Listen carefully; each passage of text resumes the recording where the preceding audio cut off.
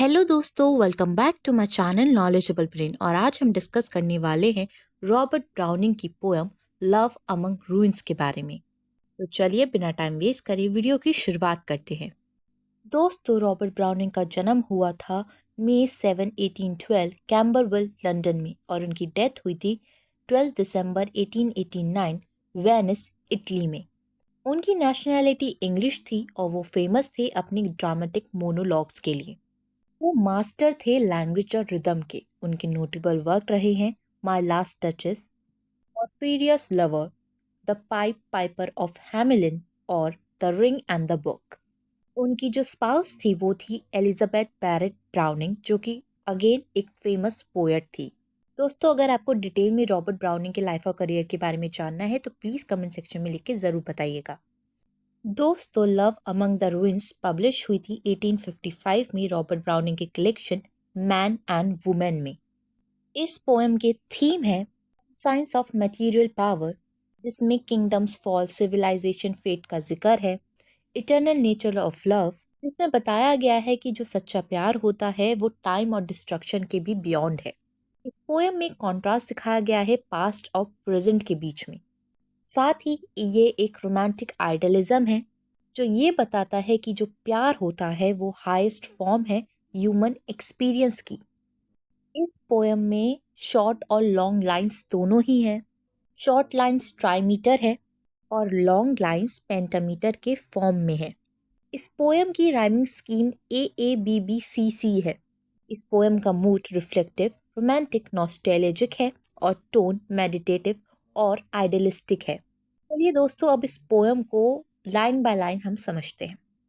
Poem की शुरुआत में स्पीकर बोलते हैं, where the quiet colour end of evening smiles miles and miles on the solitary pasture where our sheep half asleep tinkle homeward through the twilight stray or stop as they crop। दोस्तों, यहाँ पे poet describe कर रहे हैं कि शाम का समय है, पीसफुल कंट्री साइड का सीन है जहाँ पर सन सेट हो रहा है। आसमान शांत रंगों से मुस्कुराता है, यानी कि जो इवनिंग स्काई है उस एक सॉफ्टली ग्लो कर रहा है उस वाइड पेस्चर एरिया में, उस लैंडस्केप में। दूर दूर तक सिर्फ खाली मैदान है जहाँ आधे सोए हुए भेड़, जो शीप्स है, वो घंटे की आवाज सुनते ही अपने घर लौट जाते हैं। यानी कि सब कुछ बिल्कुल शांत और सुकून भरा है। फिर वो बोलते हैं, was the sight once of a city great and gay, so they say, of our country's very capital its prince. Ages since held his court in gather council, wielding far peace or war। यहाँ पे speaker ये कह रहे हैं, ये जो शांत मैदान है पहले एक शानदार और खुशहाल शहर था, देश की राजधानी थी। वहां कभी एक राजा रहता था जो युद्ध और शांति के फैसले करा करता था। आगे स्पीकर कहते हैं, now the country does not even boost a tree as you see to distinguish slopes of verdure, certain rills from the hills intersect and give a name to, else they run into one। अब यहाँ एक भी पेड़ नहीं बचा है, सिर्फ पहाड़ों से छोटी छोटी नदियां बहती है जो इस बंजर जमीन को थोड़ा अलग अलग करती है। के अलावा उस जमीन पे और कुछ नहीं है। आगे स्पीकर कहते हैं, where the doomed and daring palace shot its spire up like fires, or the 100-gated circuit of a wall pounding all, made of marble, men might march on nor be pressed well abreast। यह speaker कह रहे हैं, कभी यहाँ एक शाही महल था जिसके जो डूम्स होते हैं और जो टावर्स हैं यानी कि मीनार्स, वो आसमान को छूते थे। पूरा शहर एक बड़े संगमरमर की दीवार से घिरा हुआ था जिसमें 100 दरवाजे थे। वो दीवार इतनी ज्यादा वाइड थी कि उस पे एक साथ 12 आदमी चल सकते थे। आगे स्पीकर कहते हैं, in such plenty and perfection sea of grass never was such a carpet as this summer time o'erspreads and embeds every vestige of the city cast alone stock or stone। इन लाइनों में speaker ये कह रहे हैं, अब यहाँ पे सब कुछ घास से ढक गया है, हर जगह हरी घास का कारपेट बिछ गया है। शहर के पुराने निशान, पत्थर, इमारतें सब घास के नीचे छुप गए हैं। आगे स्पीकर कहते हैं, where a multitude of men bred joy and woe long ago. Lust of glory pricked their hearts up, dread of shame struck them tame. That glory, that shame alike the gold bought and sold. इन लाइनों में speaker ये कह रहे हैं, कभी यहाँ पर हजारों लोग रहते थे, खुशी, दुख, गर्व और शर्म सब महसूस करा करते थे। उनके सपने, शौर्य और इज्जत सब कुछ पैसे और दौलत पर आधारित था, लेकिन अब सब कुछ मिट गया है।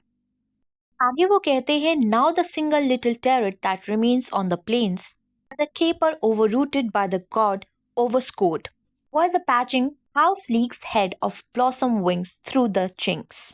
इन लाइनों में वो कह रहे हैं, सिर्फ एक छोटी सी मीनार बची है और उस पर भी बेले और पौधे उग गए हैं। और जो फूल हैं, जो फ्लावर्स होते हैं, उस मीनार की दरारों में से झांक रहे हैं। आगे वो कहते हैं, marks the basement whence a tower in ancient time sprang sublime.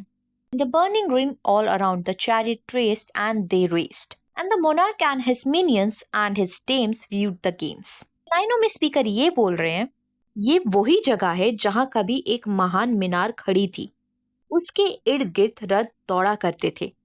राजा अपने मंत्रियों और रानियों के साथ उस खेल को देखा करते थे, यानी कि रथ दौड़ने की रेस हुआ करती थी, उसको राजा अपने फेलो और अपनी फैमिलीज के साथ देखा करता था। आगे स्पीकर बोलते हैं, And I know while thus a quiet color Eve smiled to leave, to their folding all our many tinkling fleece in such peace, and the slopes and rills is undistinguished grey melt away. यहाँ वो कह रहे हैं, जब शाम ढलती है और जो भेड़ें हैं सुकून से लौट जाती हैं, नदियाँ और पहाड़ियाँ शाम के धुंधले रंगों में मिल जाती हैं, उस वक्त पोएट दिल से शांत महसूस करता है। आगे स्पीकर बोलते हैं, that a girl with eager eyes and yellow hair waits me there in the turret whence the charioteers caught soul for the goal. When the king looked where she looks now, breathless dumb till I come. लाइनों में speaker ये बोल रहे हैं, उसे पता है एक लड़की जिसके बाल सुनहरे हैं उसी मीनार में उसका इंतजार कर रही है, वही जगह जहां कभी राजा दौड़ को देखा करता था। आज वहीं पे एक लड़की है जो उसके आने तक, पोएट के आने तक बेचैन और खामोश खड़ी है। आगे स्पीकर बोलते हैं, but he looked upon the city every side far and wide, all the mountains top with temples, all the glades colonnades, all the cowsy bridges, aqueducts, and they all the man. Basically speaker यहाँ पे ये कह रहा है कि राजा इसी जगह से अपने बड़े शहर को देखा करता था, मंदिर, इमारतें, पुल और लोगों से भरा हुआ शहर। उसकी नजर अपनी शक्ति और दौलत पर थी। आगे स्पीकर बोलता है, When I do come, she will speak not, she will stand either hand on my shoulder, give her eyes the first embrace of my face. Ere we rush, ere we extinguish sight and speech each on each.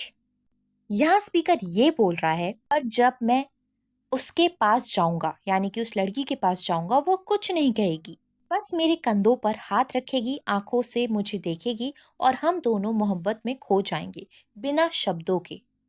Final stanza में speaker ये बोलता है, इन 1 year they sent a million fighters forth south and north. And they built their gods up brazen pillars high as the sky, yet reserved 1,000 chariots in full force, gold of course. यहाँ पे speaker ये कह रहा है, कभी ये सभ्यता बहुत शक्तिशाली थी, उन्होंने लाखों सैनिक भेजे, अपने देवताओं के लिए आसमान तक ऊंचे पिलर्स को बनाया, और वो राजा, वो राज्य सोने के रथ रखा करते थे। आप पूरी पोएम में देख सकते हैं कि पोएट कैसे एक ही स्टेंजा में पहले पास्ट की बातें करता है, फिर कॉन्ट्रास्ट में प्रेजेंट की ओर बात करता है। आगे वो बोलता है, O heart, O blood that freezes, blood that burns, earth's return, whole centuries of folly, noise and sin shut them in with their triumphs and their glories, and rest love is best. इन लाइनों में poet ये कह रहे हैं कि उनके दिल में साथ गुस्सा भी है और दुख भी है। इंसान की शान, शौकत, युद्ध और पाप सब बेकार थे, क्योंकि सब कुछ धूल बन गया है। सिर्फ एक चीज अमर है, जो कि है प्यार, और प्यार ही सबसे अच्छा है। दोस्तों, ओवरऑल रॉबर्ट ब्राउनिंग की poem love among the ruins एक कॉन्ट्रास्ट दिखाती है पुराने युग की शान शौकत और आज के शान प्यार के बीच। पोएट एक ऐसे मैदान का जिक्र करते हैं जहाँ कभी एक महान राजधानी थी पर सब सिर्फ एक घास बन चुका है, वहाँ पे सिर्फ खामोशी है अब। वहाँ अब एक लड़की है जो पोएट का इंतजार करती है, और पोएट कहते हैं कि जब सब कुछ राज्य, धन, शक्ति मिट जाता है, तब सिर्फ एक चीज है जो अमर रहती है, वो है प्यार। दोस्तों, पोएम का मेन मैसेज है कि दुनिया की महिमा और ग्लोरी एक दिन खत्म हो जाती है, लेकिन सच्चा प्यार सदा के लिए रहता है। और इसलिए उन्होंने कहा है, लव इज बेस्ट। दोस्तों, आई होप आपको ये पोएम समझ में आ गई हो, और वीडियो सीखने के लिए चैनल को लाइक करें, शेयर करें और सब्सक्राइब करना ना भूलें। और साथ ही ये वीडियो की रिकमेंडेशन दी थी तान्या ने। अगर आपको कोई वीडियो चाहिए इंग्लिश लिटरेचर में तो हमें कमेंट सेक्शन में लिख के ज़रूर बताइएगा। Thank you for watching this video and don't forget to like, share and subscribe our channel.